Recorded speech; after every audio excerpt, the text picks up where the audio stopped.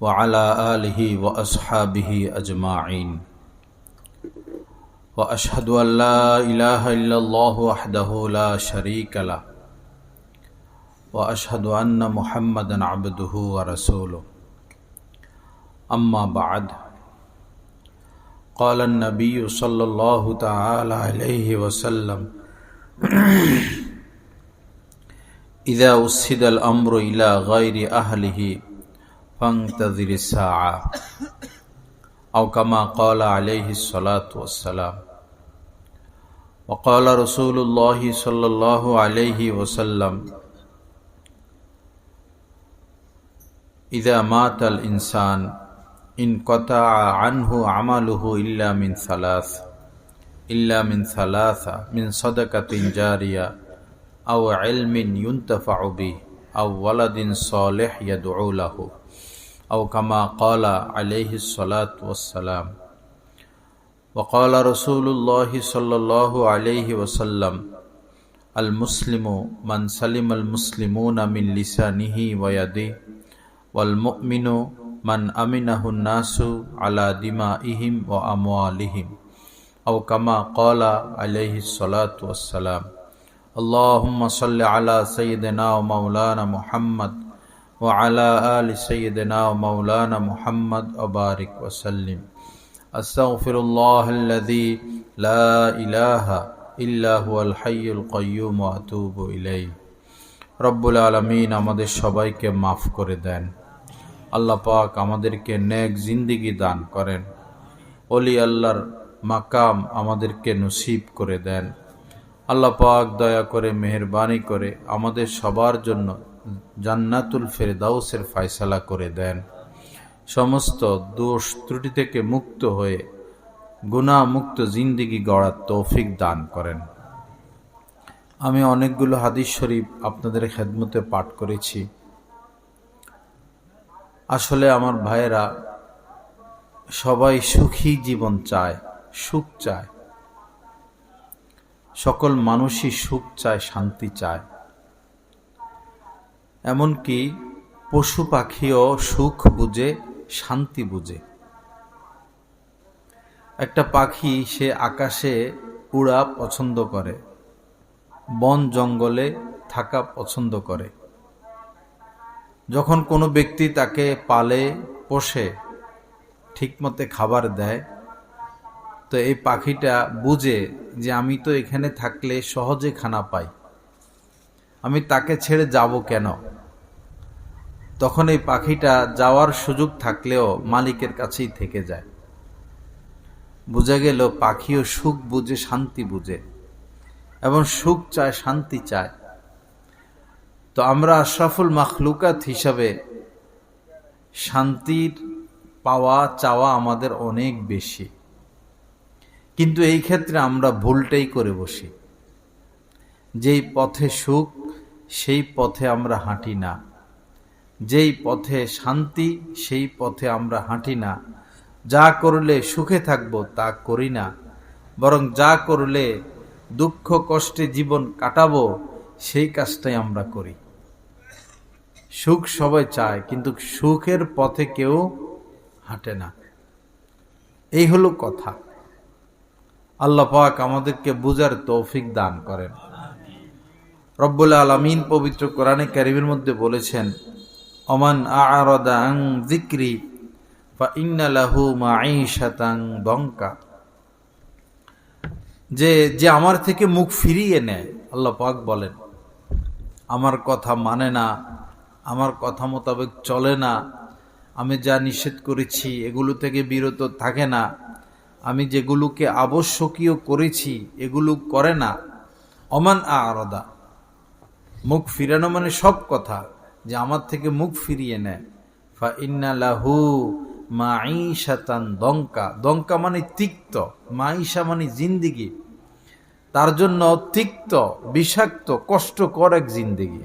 আল্লাহ পাকের কথা, কোরআনের একটা হরফ, একটা নক্তা, একটা হুকুম, একটা শব্দ কোনো দিন এদিক সেদিক হবে না। তো বুঝা গেল যে সুখের পথ, শান্তির পথ দিনের পথ, দ্বীনি পথ। যে যতটা দিন মানবে, আল্লাহ আল্লাহ রাসূলের কথা মানবে, কোরআন সুন্নাহ মোতাবেক চলবে, সে ততটা শান্তি পাবে। আর যে যতটা আল্লাহ থেকে দূরে সরে যাবে, তত অশান্তির আগুন তাকে ধাউ ধাউ করে ধরে ফেলবে, জ্বালিয়ে ফেলবে। আমরা হয়তো ভাবি যে কোটিপতি হলে সুখ পাবো। আল্লাহর কসম, বহু কোটিপতি আমরা চিনি, সুখে নাই। আমরা হয়তো ভাবি এমপি হইলে, মন্ত্রী হইলে সুখ পাবো, শান্তি পাবো। আল্লাহর কসম, এমপি মন্ত্রীদের সুখ নাই। দেখেন না, গত 16 বছর যারা ছিল তাদের এখন কি পরিণাম, কি পরিণতি। তারা যে হাজার হাজার কোটি টাকা নিল, কি সুখ তারা এখন পাচ্ছে। ঘৃণা, অপমান, লাঞ্ছনা। খোলামেলা রাস্তায়ও তারা বের হতে পারে না, একটু পার্কে যেতে পারে না, একটু নদীর পাশে যেতে পারে না, মার্কেটে যেতে পারে না, মুখ দেখানোর মতো পরিবেশ নাই। আমরা হয়তো ভাবি যে আমি তো টিনের ঘরে থাকি, যদি বিল্ডিং করতে পারতাম তাহলে সুখ পাইতাম। কথা এটাও সত্য না। বিল্ডিং ওয়ালাদের খবর নিয়ে দেখেন না, তারা কি সুখে আছে। মূলত সুখ হচ্ছে দ্বীনের মধ্যে, সুখ হচ্ছে ইসলামের মধ্যে, কোরআন সুন্নাহ মানার মধ্যে। কেউ যদি কোরআন সুন্নাহ মোতাবেক চলে আর বস্তিতেও থাকে, সে রাজা বাদশার থেকেও সুখে আছে। আর কেউ যদি কোরআন সুন্নাহ না মানে, থাকে রাজপ্রাসাদে, আসলে সে আযাবখানায় বসবাস করে। আযাবখানা। আল্লাহ পাক জাল্লা জালালু আমাদেরকে কোরআন সুন্নাহ মোতাবেক চলার তৌফিক দান করেন, দ্বীন মোতাবেক চলার তৌফিক দান করেন। আমার ভাইরা, চলুন আমরা পাপ ছেড়ে দেই, পাপের কাজ ছেড়ে দেই। পাপে আমরা জর্জরিত। পাপের সাথে জাহান্নামের সম্পর্ক, নেকের সাথে জান্নাতের সম্পর্ক। তো যেহেতু আমরা পাপ করি, আর পাপের সাথে জাহান্নামের সম্পর্ক, আর জাহান্নাম শাস্তি, এই কারণে আমরা অশান্তিতে আছি। পাপ ত্যাগ করতে হবে। ধোঁকা দেওয়া আমাদের অভ্যাসে পরিণত হয়ে গেছে। ধোঁকা দেওয়া, প্রতারণা করা, মানুষকে কষ্ট দেওয়া, মানুষকে হেয় প্রতিপন্ন করা, মানুষকে ঘৃণা করা। আমার এক ভক্ত আছেন সিলেটে, আজকে ফোন করছিলেন, তো বলল আপনাকে একটা আজীব ঘটনা শোনাই। তা আমি বললাম বলেন। তো তিনি বললেন যে আমাদের ওই এলাকার মসজিদের খাদেম সাহেব, মুয়াজ্জিন সাহেব ছিলেন না, যিনি খাদেম, তিনি একামত দিলেন। তাকে একামত দিতে দেখে মসজিদের সেক্রেটারি সাহেব নামাজ ছেড়ে চলে গেছেন, নামাজ পড়েন নাই। তো তাকে সবাই ধরলো, জিজ্ঞাসা করলো, আপনি নামাজ ছেড়ে চলে গেলেন, কি ব্যাপার? বলল, এই লোকে কেন একামত দিল? তিনি মসজিদ পরিষ্কার করেন, আর সেক্রেটারি সাহেব বলতেছেন এই তো সুইফার, সে কেন একামত দিল, এজন্য আমি নামাজ পড়ব না। পরে এখন আর সে মসজিদে আসে না। উদ্দেশ্য হলো তার যদি চাকরি খায়, পরে সে মসজিদে আসবে। আল্লাহর ঘর পরিষ্কার করার মর্যাদা রাজা বাদশার থেকে কম না বেশি? আল্লাহর ঘর যিনি পরিষ্কার করেন, তার মর্যাদা কত ঊর্ধ্বে। দুনিয়ার মানুষ একটু পয়সার মালিক হলে মাথা ঠিক থাকে না, পদ একটা পাইলে মাথা ঠিক থাকে না। আল্লাহ আমাদেরকে সহি বুঝ দান করেন। কাউকে ছোট নজরে দেখবেন না। ফকির, ভিক্ষুক, তাকে আপনি ছোট নজরে দেখেন, ঘৃণা করেন। আল্লাহ পারেন ওই ফকিরকে ধনী বানাইতে, আপনাকে ফকির বানাইতে, আপনাকে ফকির বানাইয়া ওই ফকিরের দরবারে পাঠাইতে আল্লাহ পাক পারেন কিনা? পারেন। সকালবেলার বাদশাহী তোর, ফকির সন্ধ্যাবেলা। কখনো কাউকে ঘৃণা করতে নেই। একজন লোক অন্ধ, একজন লোক খোঁড়া, একজন লোক বোবা, কেউ প্যারালাইসিসে আক্রান্ত, কাহারো শরীরে বসন্তের দাগ, কেউর নাক চ্যাপটা, কেউর দাঁত বড়, কেউ একদম মেস কালো। ভাই, এটা তো আল্লাহ পাক তাকে সৃষ্টি করছেন এভাবে, আপনি কেন ঘৃণা করবেন? আপনাকে সুস্থতা দিয়ে তো আল্লাহ পরীক্ষা করতেছেন। যিনি সুন্দর তাকে তো আল্লাহ পাক সৌন্দর্যতা দিয়ে পরীক্ষা করতেছেন, দেখি সে আমার নিয়ামত পেয়ে শুকরিয়া আদায় করে কিনা। আপনি সচ্ছল ধনী মানুষ, আপনাকে সম্পদ দিয়ে তো আল্লাহ পরীক্ষা করতেছেন, দেখি এ বান্দাকে সম্পদ দিয়ে দেখি সে আমার শুকরগুজার বান্দা হয় কিনা। আপনার ইজ্জত রয়েছে, আপনি চেয়ারম্যান মানুষ, আপনি নবাব মানুষ, আপনি সম্মানিত মানুষ, এই সম্মান ইজ্জত তো আল্লাহ দিয়েছেন, দিয়ে আপনাকে পরীক্ষা করতেছেন, দেখি সে যারা সমাজে সম্মান নাই তাদের প্রতি তার আচরণ কেমন, ব্যবহার কেমন। আল্লাহ পাক আমাদেরকে মানুষকে ভালোবাসার তৌফিক দান করেন। বাবা, মানুষকে ভালোবাসবেন, ভালোবাসা পাবেন। মানুষকে ঘৃণা করবেন, ঘৃণাটাই পাবেন। কেউ যদি ভালোবাসা পেতে চায় তাকে আগে ভালোবাসতে হবে। ভালো না বাসলে কখনো ভালোবাসা পাওয়া যায় না। কেউ যদি ইজ্জত চায় তো তাকে আগে ইজ্জত দিতে হবে, সে আগে ইজ্জত দিবে। যদি সে ইজ্জত দেয় তখন সে ইজ্জত পাবে। আপনি সবাইকে বেইজ্জতি করেন, আপনি চাচ্ছেন ইজ্জত, হবে না। আপনি ইজ্জত চাচ্ছেন, হবে না। সময় মতো আপনি বেইজ্জতি হয়ে যাবেন। এমনও লোক আমরা দেখেছি সালাম দেয় না কেন, সালাম দেয় না কেন? সে আসছে সবাই দাঁড়াইয়া গেল না কেন? প্রধান অতিথি দিল না কেন? এলাকার নেতা, এলাকায় মাহফিল হচ্ছে, তাকে সভাপতি দিল না কেন? মাহফিল বন্ধ করে দিছে। দেশব্যাপী এগুলো হয়। তো সেই লোকেরা তো ইঁদুরের গর্তে ঢুকছে, যাইয়া পরে ইঁদুরের গর্তে ঢুকছে কি না? ইঁদুরের গর্তে ঢুকছে। ফেরাউন নবাবগিরি কম দেখায় নাই, নমরুদ নবাবগিরি কম দেখায় নাই। এরপরে কারুন সম্পদের বাহার, অহংকার কম দেখায় নাই।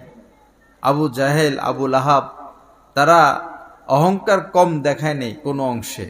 পরিণাম পরিণতিটা দেখুন, পরিণাম পরিণতি দেখুন। ফেরাউনের পরিণতি দেখুন, কারুনের পরিণতি দেখুন। কারুনের তো এত সম্পদ, তার মাল হেফাজতের জন্য যে গোডাউন, যে তালা, ওই তালার চাবি বহন করার জন্য যুবকদের একটা কাফেলা লাগতো। এখানে অনেকগুলো যুবক, এর থেকে বেশি যুবক লাগতো তার তালার চাবি বহন করতে। এবার বুঝুন কত সম্পদের সে মালিক ছিল। সেই কারণ কোথায়, তার সম্পদ কোথায়? সেই ফেরাউনের অহংকার কোথায়? মানুষ তাকে সেজদা করত। অহংকার করতে নাই, অহংকার করতে নাই। ইন্নাল্লাহা লা ইউহিব্বুল মুস্তাকবিরিন। রব্বুল আলামিন বলেন, অহংকারীদেরকে তিনি পছন্দ করেন না। দেশের চেয়ারম্যান সাহেব যাকে পছন্দ করে না তার কোনো উপায় আছে? থানার ওসি সাহেব যাকে পছন্দ করে না তারে মিথ্যা মামলা দিয়া জেলখানে ঢুকাইয়া দিবে। ওসি সাহেব, ডিসি সাহেব, সেনা প্রধান যাকে পছন্দ করে না সে তো এই দেশে টিকতে পারে না। তার নামে 100টা মার্ডার মামলা, মার্ডার করুক বা না করুক। তো রব্বুল আলামিন যাকে অপছন্দ করেন তার কি উপায় হবে? আজাজিল, এই যে ইবলিস, তার নাম ছিল আজাজিল। নেককার ছিল, আলেম ছিল, আবেদ ছিল, আরেফ ছিল, বড় বুজুর্গ ছিল।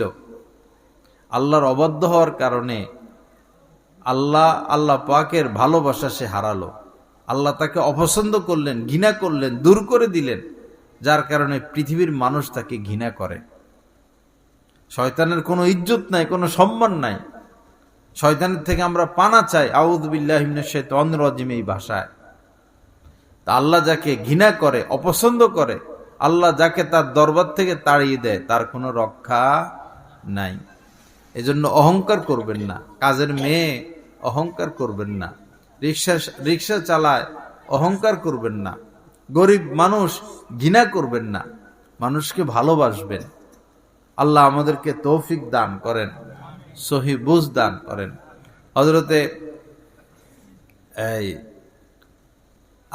হযরতে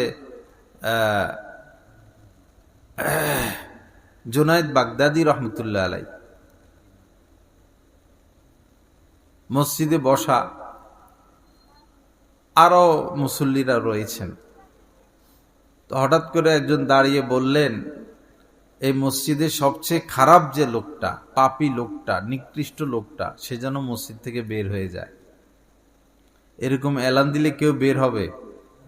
আমি যদি এখানে বলি এখন, ভাই আপনাদের মধ্যে যে লোকটা সবচেয়ে পাপী একটু দাঁড়ান তো, যে সবচেয়ে খারাপ একটু দাঁড়ান তো, কেউ দাঁড়াবে? কেউ দাঁড়াবে না। তো জুনায়েদ বাগদাদী রহমতুল্লাহ আলাই মসজিদে বসা, আর কেউ বলল যে সবচেয়ে খারাপ যিনি, তিনি যেন মসজিদ থেকে বের হয়ে যায়, তো কেউ তো বের হয় না। জুনায়েদ বাগদাদী রহমতুল্লাহ আলাই সবার আগে বের হয়ে গেলেন। সবাই বসা, তিনি বের হয়ে গেলেন। পরে এই খবর ওনার শাইখের কাছে গেল যে জুনায়েদ তো আজকে এই কাজ করলো। তখন ওনার শাইখ বললেন যে জুনায়েদ তো এই কারণেই জুনায়েদ হয়েছেন, কারণ তিনি নিজেকে ছোট মনে করেন, নিকৃষ্ট মনে করেন, তার ভিতরে অহংকার নাই। অহংকার বড় খারাপ জিনিস। কখনো নিজেকে বড় মনে করতে নাই, নিজেকে ভালো মনে করতে নাই, নিজেকে আল্লাহওয়ালা মনে করতে নাই, নিজেকে সৎ মনে করতে নাই, নিজেকে উপযুক্ত মনে করতে নাই। নিজেকে পাপী মনে করা, নিজেকে গুনাহগার মনে করা, নিজেকে অপরাধী মনে করা, আর আল্লাহর কাছে মাপ চাইতে থাকা। যে নিজেকে বড় মনে করে সে শেষ, সে ধ্বংস। মান তাওয়াজা আলিল্লাহ রাফাআহুল্লাহ। রব্বুল আলামিন বলেছেন যে আল্লাহর জন্য নিজেকে মিটায়, যে আল্লাহর জন্য নিজেকে মিটায়, আল্লাহ তার মর্যাদা উঁচু করে দেন। আর যে অহংকার করে, অহংকার দেখায়, দম্ভ দেখায়, আল্লাহ পাক তাকে শেষ করে দেন। ওয়ালা তামশি ফিল আরদি মারাহা। রব্বুল আলামিন পবিত্র কোরআনে বলেছেন যে অহংকারের ঢঙ্গে রঙে হাঁটাচলা করো না, অহংকার দেখিয়ে দেখিয়ে চলাফেরা করো না জমিনের উপরে। তা আমরা নিজেকে বড় মনে করব না ছোট মনে করব? নেককার মনে করব না পাপী মনে করব? নিজেকে আমরা অপরাধী মনে করব? হাজার নেক কাজ থাকলেও অপরাধী মনে করব। আল্লাহ আমি গুনাহগার, আল্লাহ আমি গুনাহগার, আল্লাহ আমি পাপী, আল্লাহ আমি অপরাধী। আল্লাহ তোমার দয়া না হলে আমার উপায় নেই, আল্লাহ তোমার দয়া না হলে আমার পরিবারের উপায় নেই, আমার মা বাবার উপায় নেই, আমার ছেলে মেয়ের উপায় নেই। নিজেকে ছোট মনে করতে থাকা, আর দোয়া মুনাজাত, আর দোয়া মুনাজাত করতে থাকা। আল্লাহ আমাদের সবাইকে তৌফিক দান করেন, গুনাহ মুক্ত জিন্দেগি নসিব করেন। তো কাউকে ঘৃণাও না করা। কাউকে, আপনি রিকশায় উঠলেন, একজন রিকশা চালায়, তিনি রিকশা চালক। এখন আপনি মনে মনে যদি ভাবেন যে আমার দাম বেশি, সে রিকশা চালায়, তারে আমি টাকা দিব, আমি প্যাসেঞ্জার, আর সে আমার রিকশা আমারে নিয়ে যাইতেছে, সে কত নিচু, যদি মনে মনে এগুলো ভাবেন, আল্লাহর দরবারে আপনি ঘৃণিত হয়ে যাবেন, আল্লাহর দরবারে ঘৃণিত হয়ে যাবেন। আল্লাহ পাক নিজেদেরকে ছোট মনে করার তৌফিক দান করেন এবং অন্যদেরকে বড় মনে করার তৌফিক দান করেন। নবীজি হাদিস শিখিয়েছেন, আল্লাহুম্মা জাআলনি ফি আইনি সগীরা। এটা দোয়া, নবীজি দোয়া শিখিয়েছেন, আল্লাহুম্মা জাআলনি ফি আইনি সগীরা। হে আল্লাহ, আমার দৃষ্টিতে, আমার নজরে আপনি আমাকে ছোট বানিয়ে দেন, আমার নজরে আপনি আমাকে ছোট বানিয়ে দেন। ওয়াজআল ফি আয়ুনিন নাসি কাবীরা। আর মানুষের নজরে আমাকে বড় বানাইয়া দেন, আমার নজরে আমাকে ছোট বানাইয়া দেন, যেন আমার ভিতরে অহংকার না থাকে। আর মানুষের নজরে, দৃষ্টিতে আমাকে বড় বানাইয়া দেন, কারণ মানুষ যদি আমাকে সম্মান না করে, মর্যাদা না দেয়, তা আমি তো এই সমাজে থাকতে পারবো না। মানুষ যদি আমাকে, মানুষের অন্তরে যদি আমার সম্মান না থাকে, আমাকে মসজিদে যাইতে দিবে না, আমাকে সমাজে বসবাস করতে দিবে না, আমাকে অপমানিত করবে, লাঞ্ছিত করবে, ঘৃণা করবে। তো এই দোয়াটা মুখস্থ করে নিব, আল্লাহুম্মা জাআলনি ফি আইনি সগীরা ওয়া ফি আয়ুনিন নাসি কাবীরা। আল্লাহ আমাদের সবাইকে তৌফিক দান করেন। যাই হোক ভাইরা, গ্রামের মাহফিল বেশিক্ষণ চলে না, আপনাদের চোখে ঘুম আসতেছে, দিনভর কষ্ট করছেন, কথা আমি বেশি লম্বা করব না। দেখুন, বর্তমান পরিস্থিতি অনেক খারাপ, শোচনীয়। গতকাল রাত্রেও ভূমিকম্প হয়েছে, ছোট হোক ভূমিকম্প হয়েছে, ভূমিকম্প হইতেই আছে। এটা কিয়ামতের আলামত, কিয়ামতের আলামত। এত ভূমিকম্প হচ্ছে, ডেঙ্গুতে এত লোক আক্রান্ত হচ্ছে, হ্যাঁ, অ্যাক্সিডেন্টে প্রতিদিন কত মানুষ মারা যাচ্ছে, করোনা কত লোক মারা গেল, কিন্তু আমাদের কোনো শিক্ষা হয় না, কোনো শিক্ষা হয় না। যে যেমন সে তেমন, যে নামাজ পড়ে না তো পড়েই না, যে নামাজ পড়ে না তো পড়েই না, যে চুরি করে সে চুরিতেই ব্যস্ত, যে মিথ্যা বলে সে মিথ্যা কথাতেই ব্যস্ত, যে জুলুম করে সে জুলুমের মধ্যে ব্যস্ত। তো এই যে আলামতগুলো প্রকাশ পাচ্ছে, এর দ্বারা আমাদের কি ফায়দা হলো, কি শিক্ষা গ্রহণ করলাম? আল্লাহ আমাদেরকে ভালো মানুষ হওয়ার তৌফিক দান করেন। ভাই, ইসলাম তো সোজা। আপনার স্ত্রীকে পর্দায় রাখবেন, মেয়েদেরকে পর্দায় রাখবেন, হ্যাঁ, হালাল কামাইবেন, হালাল খাইবেন, সত্য কথা বলবেন, মানুষকে কষ্ট দিবেন না, মানুষের সাথে হাসি মুখে মহব্বত রাখবেন, বাচ্চা কাচ্চাকে দিন শিখাবেন, 5 ওয়াক্ত নামাজ পড়বেন, রমজান মাসে রোজা রাখবেন, হজ ফরজ হলে হজ করবেন, জাকাত ফরজ হলে জাকাত দিবেন, পারলে মানুষের উপকার করবেন। এই তো কত সুন্দর জীবন, কত সুন্দর জীবন। কিন্তু মসজিদে আজান হইলে মসজিদে যায় না, ওয়াজ মাহফিল হইলে ওয়াজ মাহফিলে আসে না, প্রত্যেকটা মাহফিলের পাশেই চায়ের দোকান। সারা বছর যারা চায়ের দোকানে আড্ডা দেয়, আজকেও তারা সে আড্ডাই দিতেছে। ভাই, আপনার দোকানের পাশে, আপনার গ্রামে আজকে মাহফিল, একটা দিন দোকানে না গেলে কি হয়? একটা দিন আড্ডা না দিলে কি হয়? অনেক জায়গায় দেখা যায় ক্যারাম বোর্ড খেলে, সারা বছর ক্যারাম বোর্ড খেলে, আজকে মাহফিল, এই ক্যারাম বোর্ড খেলার ঘরের পাশে মাহফিল, আজকে দিন তারা খেলাটা বন্ধ রাখতে পারে না, আজকেও খেলে। কি হতভাগা তারা! ব্যাডমিন্টন খেলে বিভিন্ন জায়গায়, খেলতেছো ভালো কথা, খেলো, আজকে মাহফিল, আজকে কি খেলাটা বন্ধ রাখতে পারো না? মাহফিল কি 12 মাস হয়? মহিলারা ঘরের মধ্যে গল্প স্বল্প, নাস্তা বানানি, খাওয়া, এটা সেটা, মোবাইল চালানো, মাহফিলের দিনও এগুলা। আজকে মাহফিল, আজকে জানালাটা খুলে আমি জানালার পাশে বসি, বারান্দায় বসি, অথবা দেশগ্রামে উঠানে এসে বসি, আলেমুল আমার কিছু কথা শুনি, মনটা তো গলে যেতে পারে। মন গলতে কতক্ষণ? মন গললেই তো মানুষ পাপের কাজ ছাড়ে, নেকের কাজ ধরে।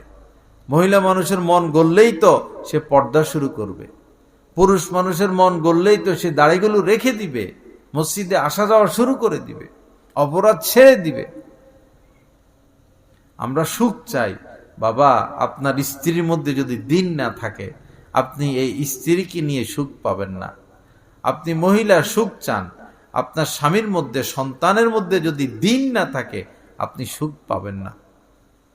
শুধু বিল্ডিং এর উপর বিল্ডিং করলে সুখ হয় না, এটা জল্পনা কল্পনা মাত্র। সুখ ভিন্ন জিনিস। আল্লাহ সবাইকে তৌফিক দান করেন।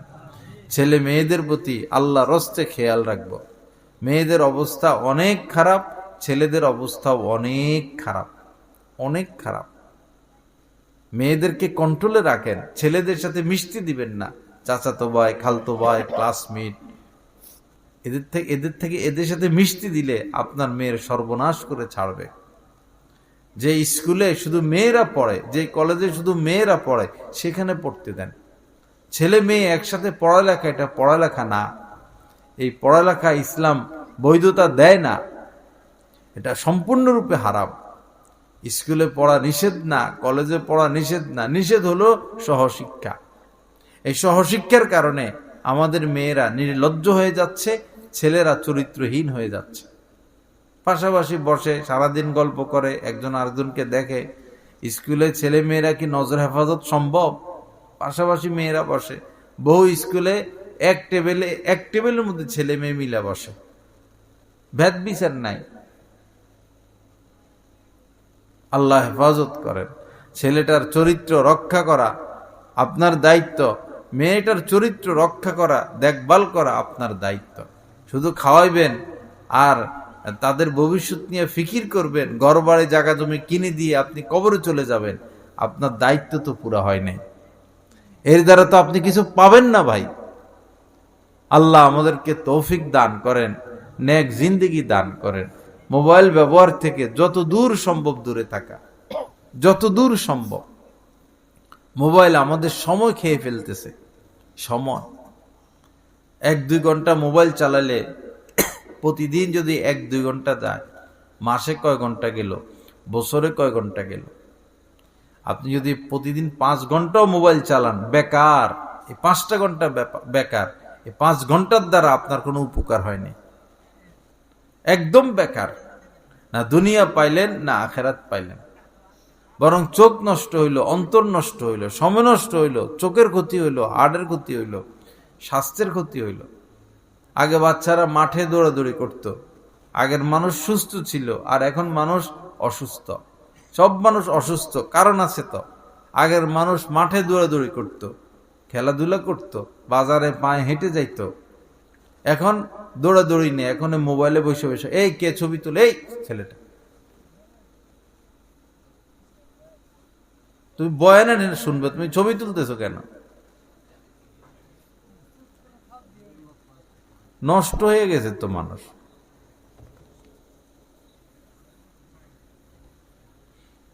ছবি তোলা তো সবচেয়ে বড় কবিরা গুনাহ, ছবি তোলা সবচেয়ে বড় কবিরা গুনাহ, ছবি তোলা এবং লানতের কাজ। এদেরকে জাহান্নামে যাইতেই হবে যারা ছবি তুলবে। কুল্লু মুসাফিরিন ফিন্নার, নবীজি বলছেন, যেই ছবি তুলবে, যারাই ছবি তুলবে, জাহান্নামের আগুনে তাদেরকে যেতে হবে। এখানে ছবি তোলার কি ছিল? মাহফিলে মাহফিলে যারা ভিডিও ক্যামেরা নিয়ে ঘুরে, কিছু লোক আছে না, ইউটিউবার, এদের চেহারার দিকে তাকায় দেখেন, এক একটা হনুমানের মতো দেখা যায়, বান্দরের মতো দেখা যায়, পাপ করতে করতে করতে করতে করতে করতে।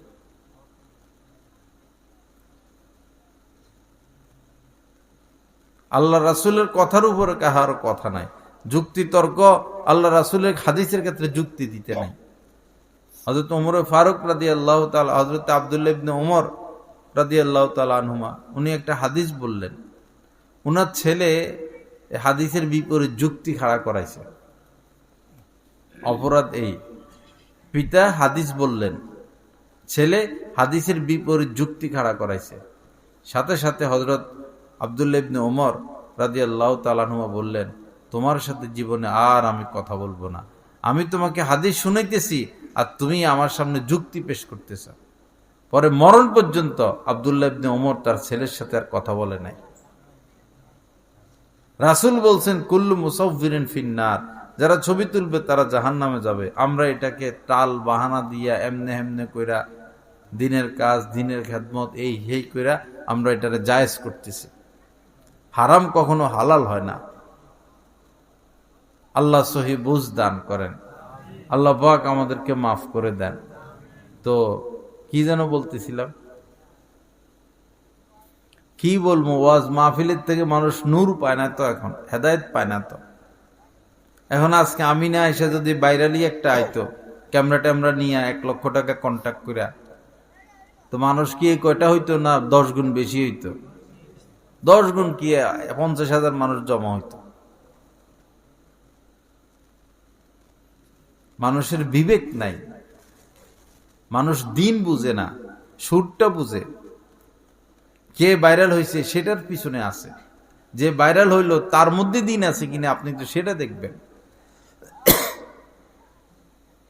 আস্তাগফিরুল্লাহাল্লাযী লা ইলাহা ইল্লা হুয়াল হাইয়ুল কাইয়্যুম ওয়া আতুবু ইলাইহি। যাই হোক ভাইরা, সময় খুব কম, সময় খুব কম, সময় খুব কম। যে কোনো মুহূর্তে মালাকুল মউত চলে আসতে পারে, আগেও পারে, পরেও পারে। আজকে রাত যে আমরা কাটাবো সেই গ্যারান্টিও নাই। আমরা যে এলাকায় থাকি, গাছতলা ঘাট, ভৈরব, প্রায় দিন ফজরের পরে মাইকে আওয়াজ পাই, অমুক মারা গেছে, তমুক মারা গেছে, অমুকের ছেলে অমুক মারা গেল, ওই সময় জানাজা। প্রায় দিন এই খবরটা পাই সত্য, নসিহত তো কেউ গ্রহণ করে না। উচিত ছিল আমার প্রতিবেশী, আমার বন্ধু, আমার কোনো আত্মীয় মারা গেছেন, এখন থেকে আমি ভালো হয়ে যাব, আর পাপের কাজ করব না, আর নামাজ ছাড়বো না, আর পর্দা ছাড়বো না। 1-2 দিন কান্নাকাটি করে বস, শেষ। 1-2 দিনের মধ্যেই শেষ। আল্লাহ আমাদের সবাইকে মাফ করে দেন।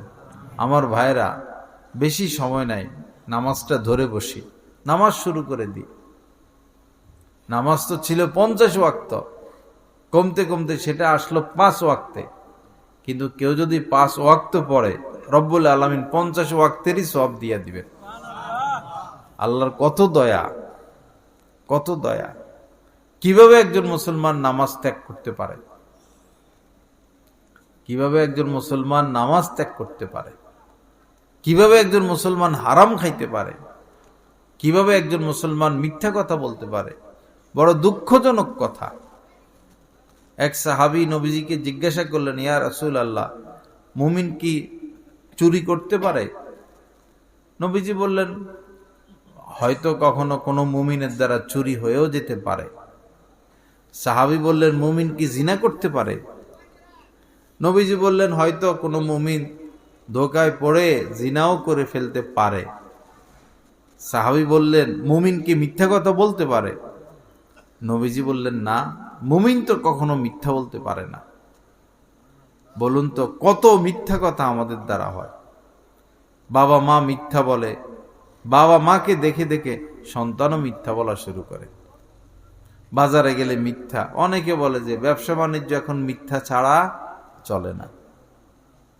আমাদের বৈরবে সব ব্যবসা না, জুতার পাইকারি দোকান, কয়লার ব্যবসা, কয়লের ব্যবসা, তারাই বলে এখন মিথ্যা ছাড়া ব্যবসা চলে না।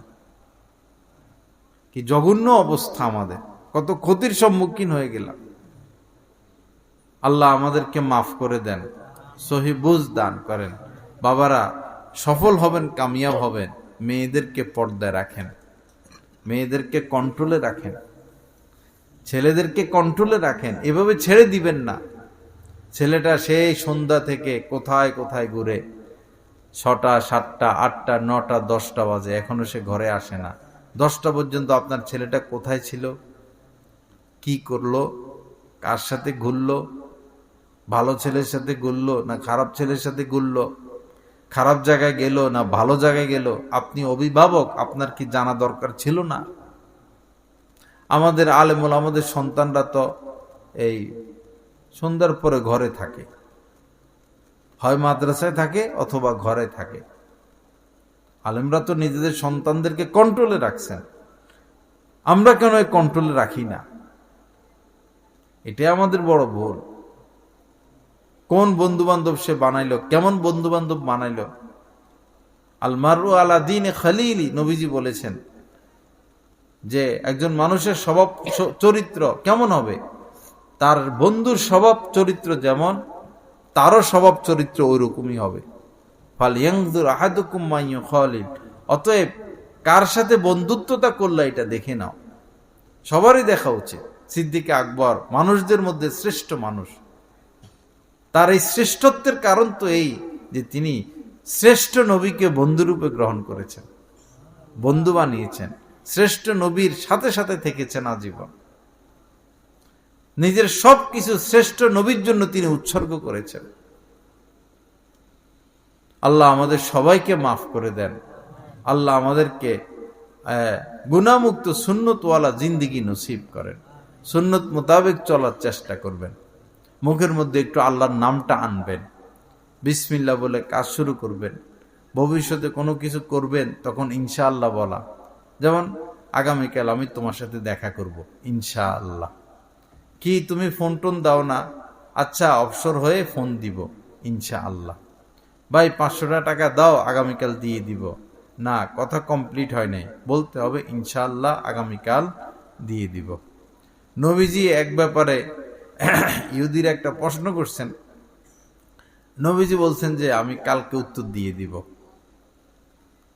নবীজি জানেন যে জিবরিল আমিন তো আসলে তাকে জিজ্ঞাসা করব, সে আল্লাহ থেকে জেনে আমাকে বলে দিবে। নবীজি ইনশাআল্লাহ বলেন নাই, বেখেয়ালে ছুটে গেছে।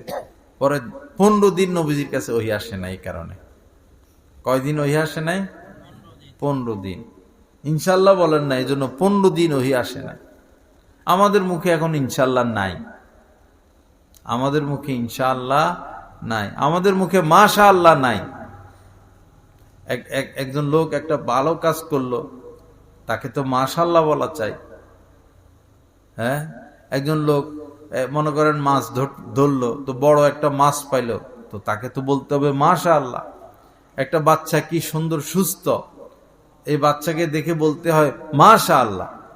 একটা গাছের মধ্যে অনেকগুলো ফল ফুটলো, বিভিন্ন জায়গায় ধান ক্ষেত আছে, ধান, তো এই ধান খেতে অনেক ধান, মাশাআল্লাহ তোমার খেতে কত ধান, তখন নজর লাগে না, পরের বছর আরো বেশি ধান হয়, মাশাআল্লাহ বলে আমরা ছেড়ে দিছি। বছর চলে যায়, আমাদের মুখে এই লা হাওলা ওয়ালা কুওয়াতা ইল্লা বিল্লাহ একবারও আসে না। মাস চলে যায়, বছর চলে যায়। বহু হতভাগে এমন রয়েছে, এক সপ্তাহ চলে যায়, তার মুখে দুরূদ শরীফ আসে না, দুরূদ শরীফ আসে না। শুধু খেলার খবর। আমাদের ছেলে পেলে যারা, এরা খেলোয়াড়, নায়ক, নায়িকা, গায়িকা, নর্তকী, ফ্যাশন, এগুলা নিয়ে এরা ব্যস্ত। অথচ এদের চেয়ে খারাপ চরিত্র সমাজে কার? নায়ক, নায়িকা, গায়ক, গায়িকা, শিল্পী, ফ্যাশন, এরা কি, এদের চরিত্র কি ভালো নাকি সবচেয়ে খারাপ? সবচেয়ে খারাপ, সবচেয়ে নিচু এরা। এরা আমাদের ছেলে মেয়ে এদের প্রিয়। আমাদের ছেলে মেয়ে ভালো হবে কিভাবে? ভালো মানুষকে প্রিয় বানাইলে খারাপ মানুষটা ভালো হয়। কোন মানুষ যদি খারাপ লোকদেরকে প্রিয় বানায়, আপন বানায়, সে তো আপনাতেই খারাপ হয়ে যাবে। যুবক তরুণ ছেলেদেরকে যদি বলা হয় 10 জন সাহাবীর নাম বলো, 10 জন আলেমের নাম বলো, 10 জন নবীর নাম বলো, পারবে না। আর যদি বলেন 10 জন নায়কের নাম বলো, 4 বছরের বাচ্চা বলে দিবে। 10 জন খেলোয়াড়ের নাম বলো, 5 বছরের বাচ্চা বলে দিবে। কি উপায়? আল্লাহ মাফ করে দেন, আল্লাহ পাক সহি বুঝ দান করেন। আসুন ভাই, হিম্মত করি, দিনের দিকে আগাই, দিনের পথে আগাই। সময় নাই। দাড়িগুলো মুখে তো আসতেছে, আমরা শেভ করি, এরপরও মুখে দাড়ি আসে, আমরা আবার শেভ করি, এরপরও মুখে দাড়ি আসে। বহু মানুষ আছে মুখে দাড়ি আসে না। বহু মানুষ বলে, হায় হুজুর আফসোস, আমার মুখে তো দাড়ি আসে না। কারো একটা, কারো 2টা দাড়ি আসে, এরকম আছে। তা আল্লাহ পাক আপনার মুখে দাড়ি দিতেছেন, কত বড় দয়া, আর আপনি বারবার কেটে ফেলেন। আপনার সাহস, দুঃসাহস কিরকম, কতটা দুঃসাহস! এই দাড়ি শেভ করা অবস্থায় যদি মারা যান, কবরে যান, দাফন করা হয়, তা আপনাকে কে সাহায্য করবে? আপনার জন্য সুপারিশ করবে কে? রাসূলের সুপারিশ ছাড়া তো কাহারও নাজাত নাই। সে যেই হোক, রাসূলের সুপারিশ লাগবে। তো মুখে দাড়ি নাই, তো আপনার কাছে তো ঝান্ডা নাই। পাসপোর্ট ছাড়া আপনি এয়ারপোর্ট পার হবেন কিভাবে? পাসপোর্ট লাগবে না? এয়ারপোর্ট ঢুকতে পাসপোর্ট, জায়গায় জায়গায় পাসপোর্ট, ফিঙ্গার, এই সেই। তো কেমন যেন দাড়িটা হলো পাসপোর্টের মতো। আসরের ময়দানে জায়গায় জায়গায় ধরা খাবে, এই পাসপোর্ট দেখায় পার হয়ে যাবে। আল্লাহ আমাদের সবাইকে দাড়িগুলো রাখার তৌফিক দান করেন। ইনশাআল্লাহ কেউ ইজ্জত হারা হবেন না, ইজ্জত বাড়বে। দাড়ি রাখলে, টুপি পরলে, পাঞ্জাবি পরলে, সুন্নত মোতাবেক চললে, মেসওয়াক করলে, মানুষকে সালাম দিলে, গুনাহ থেকে বেঁচে থাকলে ইজ্জত বাড়ে। ইজ্জত বাড়তেই থাকবে, বাড়তেই থাকবে, বাড়তেই থাকবে। আল্লাহ আমাদের সবাইকে তৌফিক দান করেন। আরেকটা বিষয় হলো ভাইরা, এই কুলিয়ার চরে অনেক আলেম ওলামা, মাশাআল্লাহ, অনেক আলেম ওলামা। যাকে আপনার ভালো লাগে, একজন আলেমের সাথে উঠা বসা রাখবেন, যাকে ভালো লাগে, যার সাথে মন বসে। সকল সাহাবী নবীজির হাতে বায়াত ছিলেন। সবার প্রতি অনুরোধ, যাকে ভালো লাগে এরকম একজন আল্লাহ ওয়ালার কাছে বায়াত হয়ে যাবেন। বায়াত হয়ে গেলে আপনার জীবনটা নিয়ন্ত্রিত হলো। না হলে আপনি কন্ট্রোলহীন, আপনার উপরে কোনো মুরব্বি নাই। আপনাকে কে বাধা দিবে, কে নিষেধ করবে, কে আপনাকে শাসন করবে, কে ভুলগুলো ধরাইয়ে দিবে? একটা গরু, তার গলা যদি রশি থাকে, তো সে মানুষের খেতে কামড় দিতে পারে না। আর গলা যদি রশি না থাকে, অমুকের খেতে কামড় দেয়, অমুকের পাট খেট খেয়ে ফেলে, অমুকের ফল গাছ খেয়ে ফেলে, কারণ সে স্বাধীন, তার গলায় রশি নেই। আমরা যারা কারো কাছে বায়াত হই নাই, আমরা এরকম পরাধীন। এই পাপ করে বসি, হেই পাপ করে বসি, এদিকে দৌড় মারি, সেদিকে দৌড় মারি। আমাদের উচিত একজনের অধীন হয়ে থাকা, যে কোনো একজনকে মুরব্বী মানা, তার পরামর্শ মোতাবেক চলা। আমাদের দাওয়াত তবলিগের মেহনতে যে দুই ভাগ হলো, এতাতি যে ভাইয়েরা মূলত তারা ওই এতাতি হলো আগ থেকে তারা আলেমদের সাথে সম্পর্ক রাখতো না, আলেমদের ভুল ধরতো, চিল্লা একটা দিয়ে আয়সা ইমাম সাহেবের পিছনে লাগতো, 3 চিল্লা দিয়া মুফতি সাহেব হইয়া যাইত, নিজেরে বাইজিদ বোস্তামি মনে করত, আলেমদের ভুল ধরত। এই কারণে তাদের এই দশা।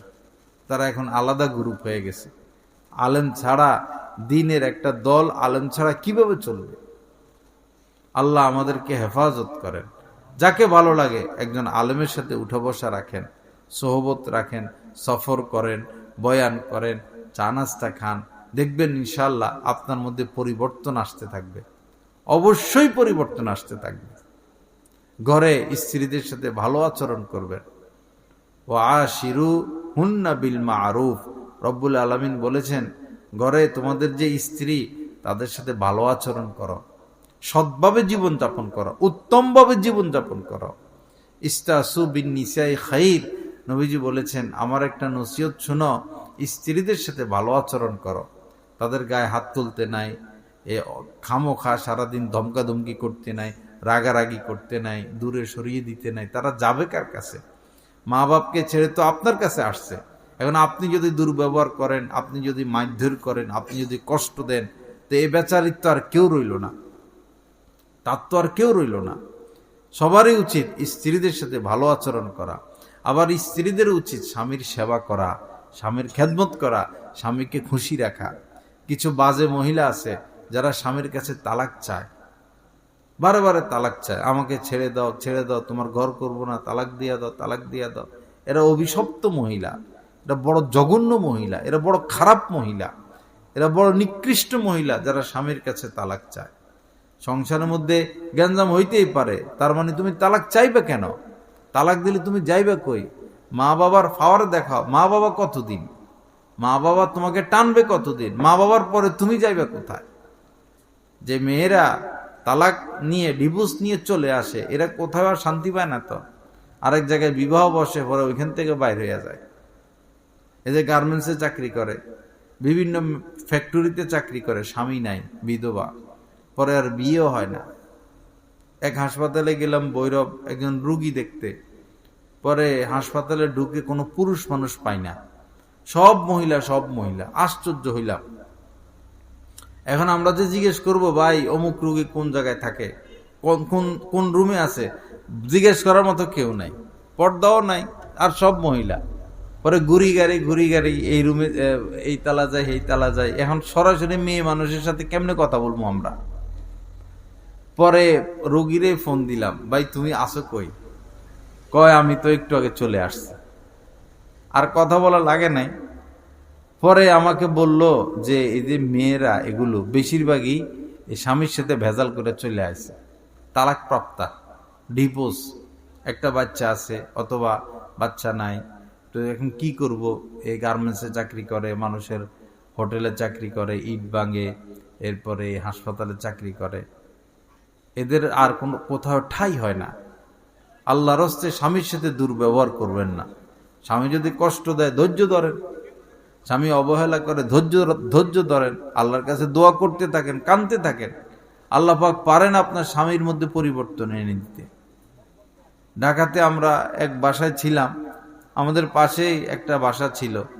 এক মহিলার একটা বাচ্চাটা একদম নষ্ট, ছোট, 10-12 বছর বয়স হবে, কাহারও কোনো কথা শুনে না, পড়ালেখাও করে না, বেশি খারাপ পোলা। তো ওই মহিলা নিরাশ হয় না। ওই মহিলা বলে, আল্লাহ পারে আমার ছেলেটাকে ভালো করে দিতে, আল্লাহ পারেন আমার ছেলেটাকে, হয়তো তিনি কখনো ভালো করে দিবেন। পরে আমরা দেখলাম যে এক সময় হঠাৎ করে পোলাটা ভালো হয়ে গেছে, হঠাৎ করে।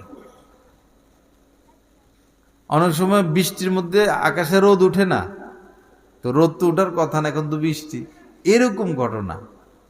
আসলে ওই যে দোয়া, মা দোয়া করতেছেন, মা বাবার দোয়া তো বিফলে যায় না।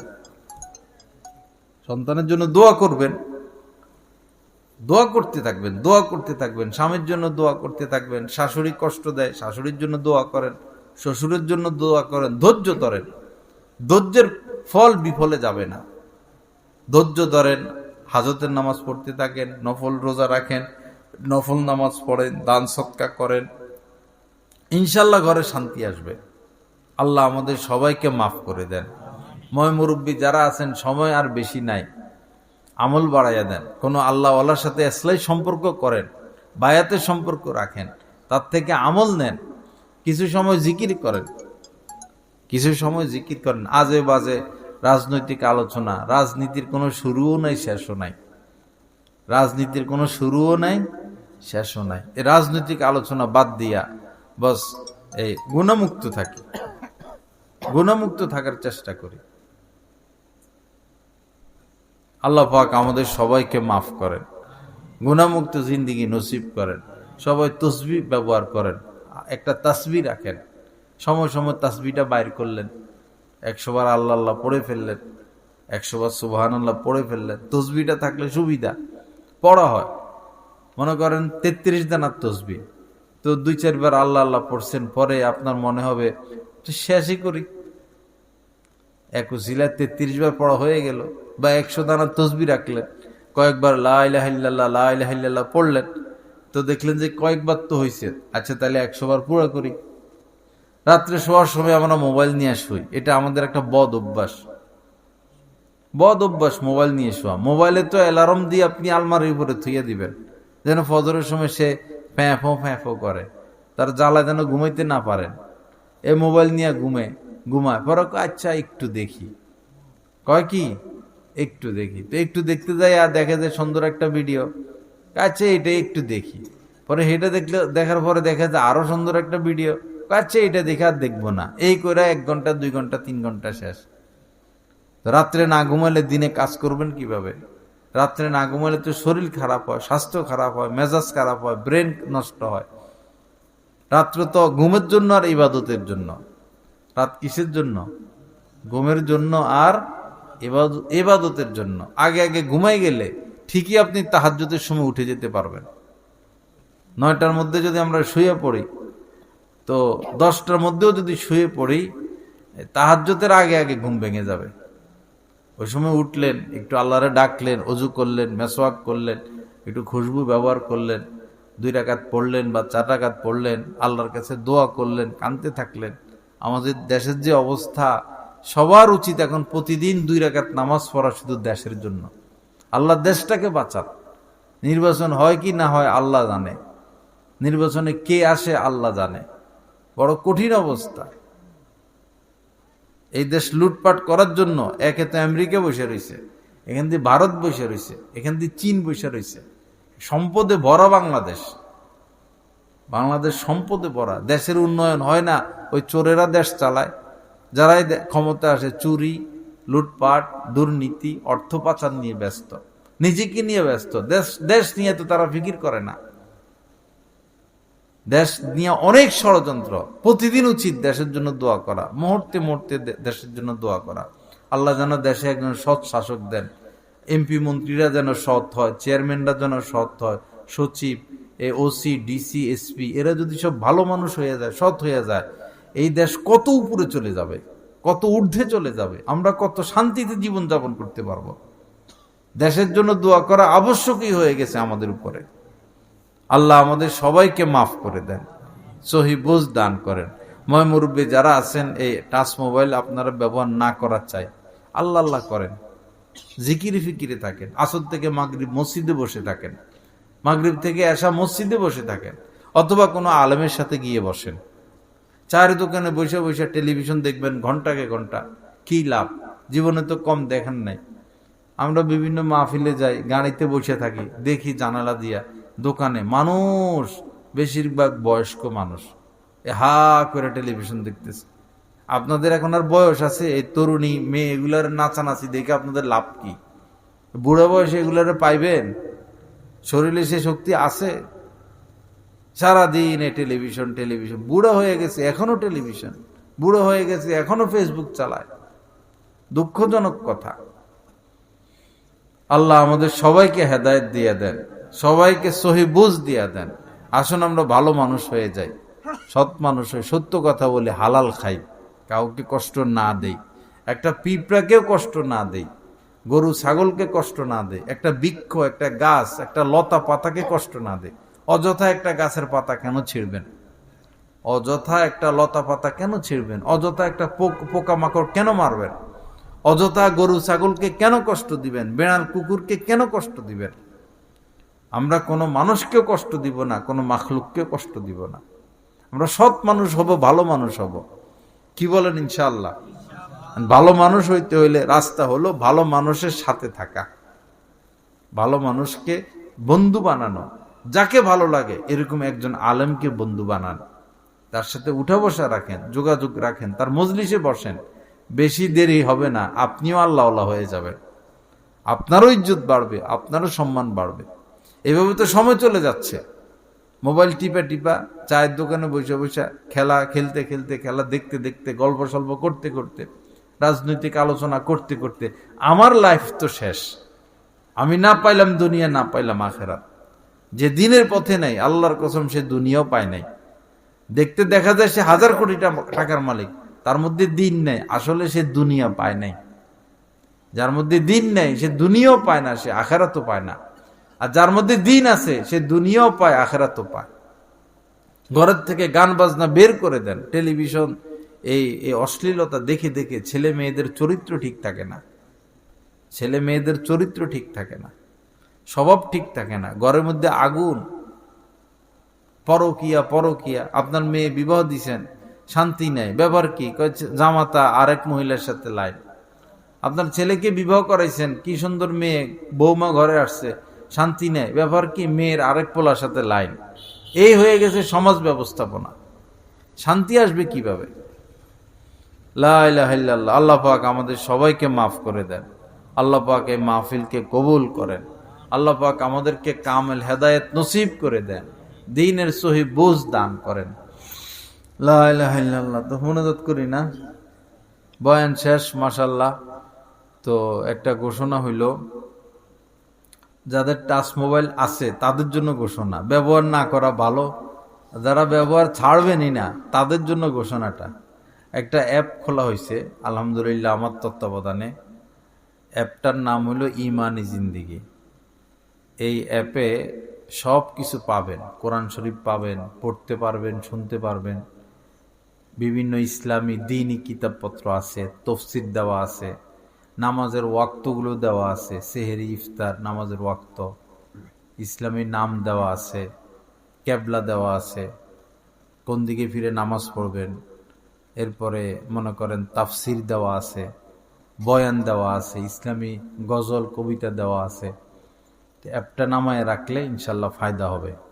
অ্যাপের নাম ইমানি জিন্দিগি। প্লে স্টোরে গিয়ে, প্লে স্টোর আছে মোবাইলে, প্লে স্টোরে গিয়ে ইমানি জিন্দিগি লিখলে হবে বাংলাতে, এটা চলে আসবে, ডাউনলোড করে ব্যবহার করতে পারবেন। আল্লাহ পাক এই মাহফিলকে কবুল করেন, আমাদের সবাইকে নূরওয়ালা জিন্দিগি নসিব করেন। ওয়া আখিরু দাওয়ানা আলহামদুলিল্লাহি রাব্বিল আলামিন ওয়া সাল্লাল্লাহু আলা নবিয়িল কারীম।